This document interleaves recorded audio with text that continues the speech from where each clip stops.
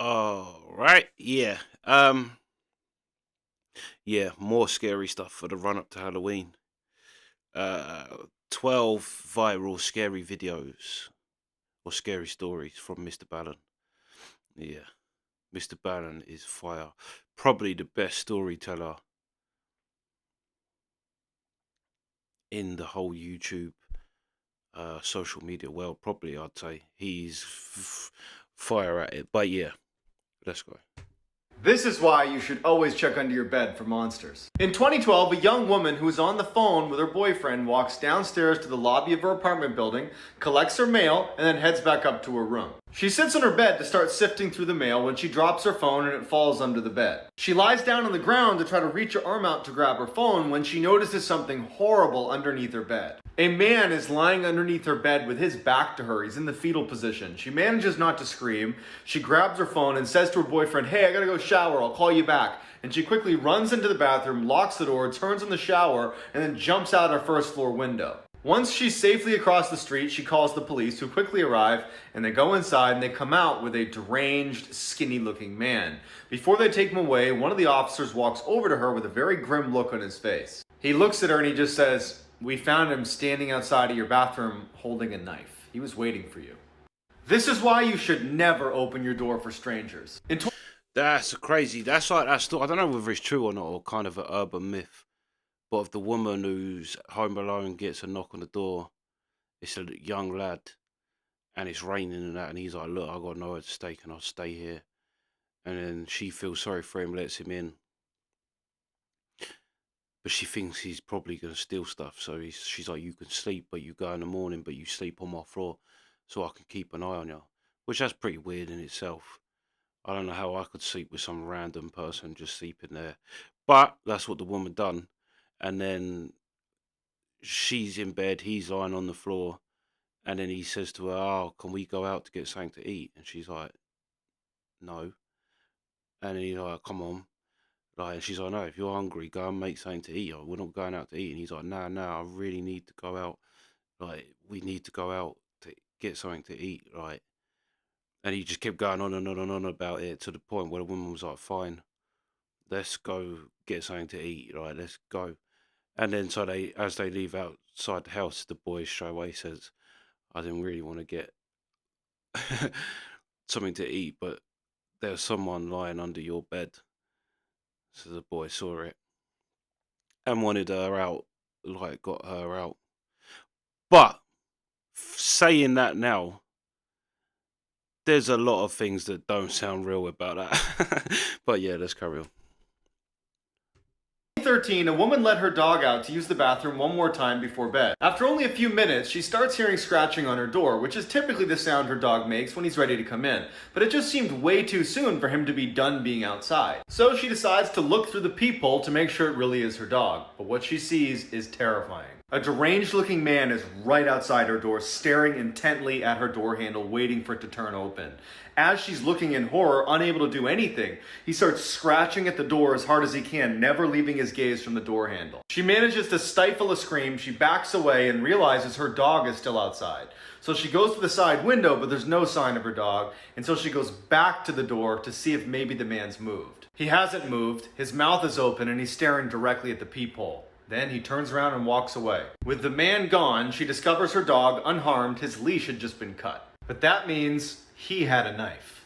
This girl literally lived a nightmare. A 17-year-old girl was watching TV late at night when her motion detector lights in her driveway suddenly went on. She assumed it was just an animal, so she got up, drew the blinds, and went back to watching TV. Then a little bit later, it happened again. Before she could even react, she looks over and clearly makes out a silhouette of a person right behind the blinds who starts banging aggressively on the window. The girl stands up and goes, "I'm gonna call the cops!" And the figure stops for just a second, sprints to the side door and starts pounding even louder on that, screaming incoherently. The girl runs to the bathroom, barricades herself inside while she waits for the police, and then her worst nightmares come true. She hears glass shatter in the other room. After a few minutes of silence, she opens her door just a crack to get a peek outside, and standing in her living room next to a broken window is some crazy old woman who looks over at her and starts sprinting toward her. The lady comes smashing into the door and starts wailing on it until the police arrive and take her away. She was a lunatic who had escaped her facility. If you ever find yourself in this situation, don't do what... Has anyone seen it's a good film, The Ritual? But there's a bit in that film. The film's good because there's a lot of horror films in it where you think, why don't you just do this? That they actually do in the movie. And one of them is he's in this creepy house. That is a long story, but they're in this creepy house in the woods. But he's like, they're chained up in the room upstairs. He manages to get free. He runs down the thing, and then as he's like at the bottom of the stairs, creepy old lady, she jumps up out of nowhere and kind of goes, ah! And he just goes, pop, and knocks her clean out. And like, that made me love the film, just that bit, because it's like, that's what you would do. You wouldn't like get overpowered by this creepy old lady that lives in the woods and is clearly malnourished. He just knocked her spark out and then run off. Yeah, I thought that was good. Did. In 2006, a group of cave divers decided they wanted to film a documentary in one of the most dangerous caves in the world. But only a few hours into their descent, and a freak storm erupts on land, collapsing the entrance to the cave. In order to avoid the huge falling rocks that were coming off the ceiling, they were forced to swim through one of the uncharted sections of the cave. After they've been diving for over an hour, they luckily come across this island in the middle of a tunnel, where they set up camp and wait to be rescued. After 48 hours and no sign of a rescue, the cameraman actually starts filming in case they don't make it out of there. At the same time, one of their crew members does something very stupid.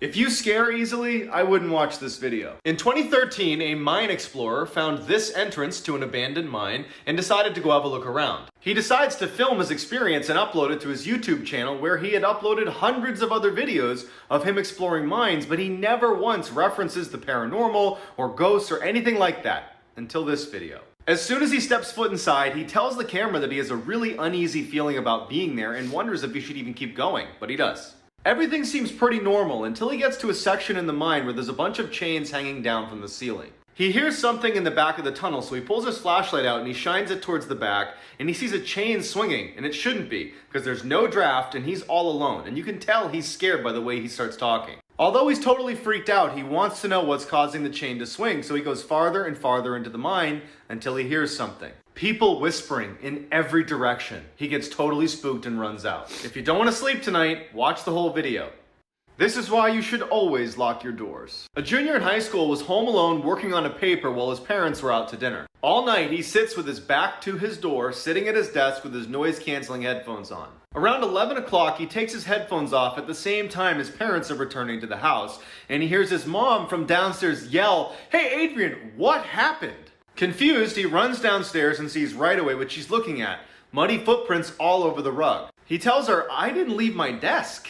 And then they realize someone must have broken in. They look at the footprints and there's none leaving the house. They're worried someone's still in the house, so they run into the garage, terrified, call the police. Police arrive and they don't find anyone in the house, but they do make a chilling discovery upstairs. The police bring them to the kid's bedroom door, which had been left open all night, and they point to the message written on it in Sharpie. This is the actual transcript of what was written on his door, which means for nearly 2 hours, someone stood in this kid's doorway watching him. What did that say? Old MrBallen. Was written on his door, which means... Ah!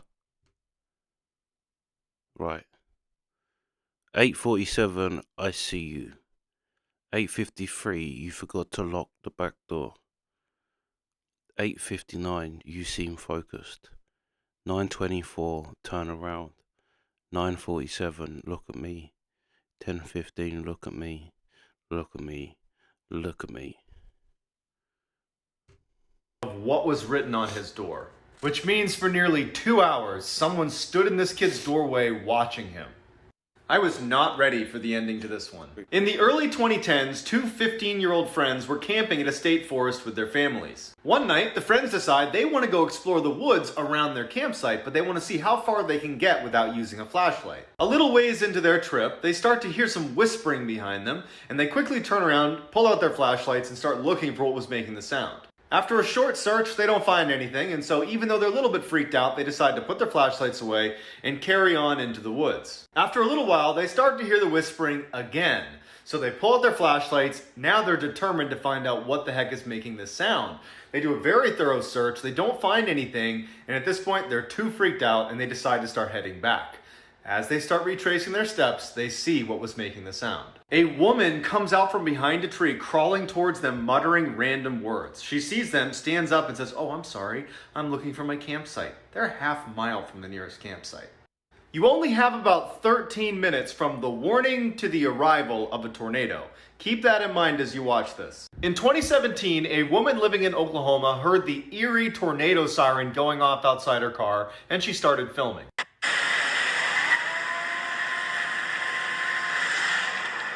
Instead of stopping at a nearby shelter, she decides to gun it home because she's only 10 minutes away. But by the time she was about to turn onto her street, the sky had turned totally black, and she started to panic that she wasn't going to get home in time. She finally makes it to her parking garage that's now totally pitch black, and she starts running for her door, and as she's running, she's filming.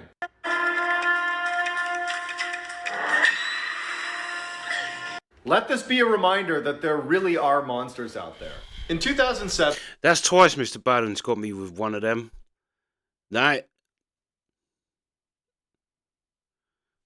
A woman living right near a prison in California got home late one night and went right to bed. Around midnight, she woke up to footsteps on her first floor, assumed it was her roommate, so she goes downstairs to say hi. She yells out to her roommate, who doesn't say anything, and then in walks this giant man who she doesn't recognize. She runs upstairs, jumps in her closet into the crawl space, and hides. As she's helplessly tucked away in this little crawl space, trying not to make any sound, all she hears is this giant man sprinting around her house, running into walls, flipping furniture, and screaming in frustration because he can't find her. Finally, after several hours, she slowly opens the crawl space back up, crawls out, and gets her phone off the nightstand and calls police. As she's telling the police her story, she describes the person who had broken in, and they stop her and say, "Ma'am, go back in the crawl space and stay there. We'll be there as soon as we can." It turned out a 6'11" convicted murderer had escaped the prison and was still on the loose. This is why you should always look under the toilet. He actually looked like a monster. Like a Frankenstein, or, do you know what I mean? Like, or Bigfoot. In fact, I remember hearing someone say a Bigfoot story where they basically described that man's face. And the mate, he was sitting out somewhere playing guitar in the woods, because that's what he did, because he shared a house. So he'd go to this remote part of the woods to play guitar, which, yeah.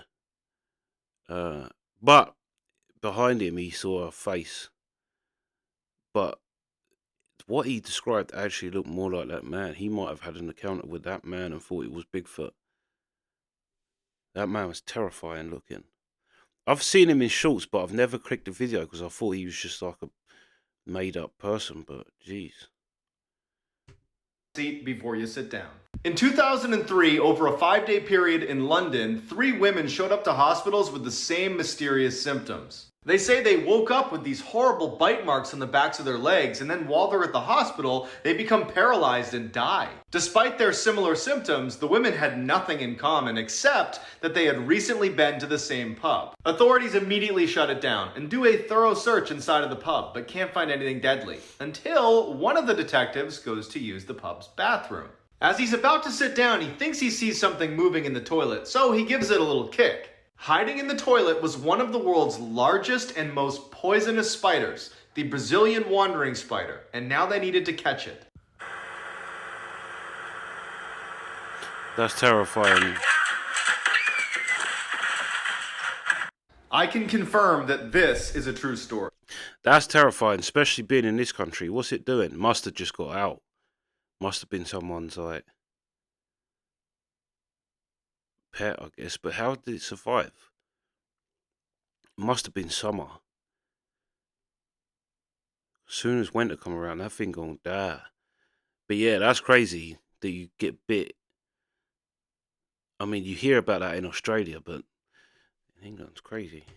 In 2004, a 16-year-old boy who was staying with a friend in their cabin up in New Hampshire was having a hard time falling asleep. Around 3 a.m., he was still awake, and he remembers thinking how eerily quiet and totally pitch black the house was. And that's when he heard it. The front door opens and someone comes inside and begins walking through the house down the hallway right outside of his door where it stops. The door opens and the boy is instantly petrified because in walks this tall, shadowy figure that marches to the center of the room and then bows onto the ground and disappears. The boy stays up all night, terrified that this thing's gonna re-emerge and just look at him. Finally, he hears his friend's mom making coffee in the kitchen, so he runs out to tell her what happened. The whole time he's explaining what happened, she's just looking at him with sympathy in her eyes. And finally she says, "My husband visited me last night too." Her husband was dead, and I was that 16-year-old boy. This story is why people are scared of the dark. In the early 2010s, a man and his dog... Do you know what? I've seen it. I was thinking that. I've seen his video of that, but I haven't watched the video. I might have to watch that video now. It is called What I Saw in My Room Still Haunts Me. Something like that. But yeah. Staying at a very isolated cabin in the backcountry of Oregon. One day, he notices some human footprints leading up to and then disappearing away from his cabin, but there aren't any cabins anywhere near his, but he writes it off. That night, he wakes up to the sound of footsteps on his roof. Feeling brave, he heads to the balcony to take a look. He doesn't see anything on the roof, but his dog sees something out in the forest and he starts growling. The man starts to scan the tree line and then he sees it. A freakishly tall man is squatting on a branch just 20 feet away from his balcony. His arms are outstretched, his mouth is open, no expression on his face. The man, in terror, backs into his house, grabs his dog, shuts the door, shines the light on the branch, but it's gone. Now feeling freaked out, he shuts all the blinds, makes sure all the doors are locked, he gets in his bed, and for the next several hours he hears tapping on both of the two doors from his friend outside. Yeah, that one, I've heard the full story of that. I recommend going and listen to his story of that. That is a good one. It's about the boy, it's a teenage boy that went there. It was a family cabin and their dad had just died. And so they was going to sell the cabin, but he kind of was upset about it, but wanted to spend one more weekend or whatever time in the cabin to remember his dad. And then what he talks about happens, but he goes into it in a lot more detail, obviously, in a 25-minute video. But yeah, it's called Teen Haunted.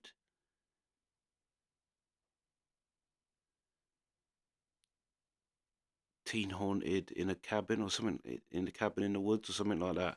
Something like that. Yeah, but MrBallen anyway. But yeah, that's creepy. But that's what's good about MrBallen as well, like the spider one. Because not all of his stuff is like paranormal. A lot of it is just these crazy real life stories. It's got nothing to do with ghosts or, do you know what I mean? Nothing paranormal. But actually just real world, like the spider. That's terrifying. Because you just don't think, you don't check every seat you sit on, especially not like, in a country where you don't have to do that in. But then you get killed by big ass spider. Yeah, it's terrifying. Although I did not appreciate the jump scares. I don't like them jump scare videos. Yeah, I didn't appreciate them. But yeah, you gotta love some MrBallen. But yeah, that's the reaction. Sweet.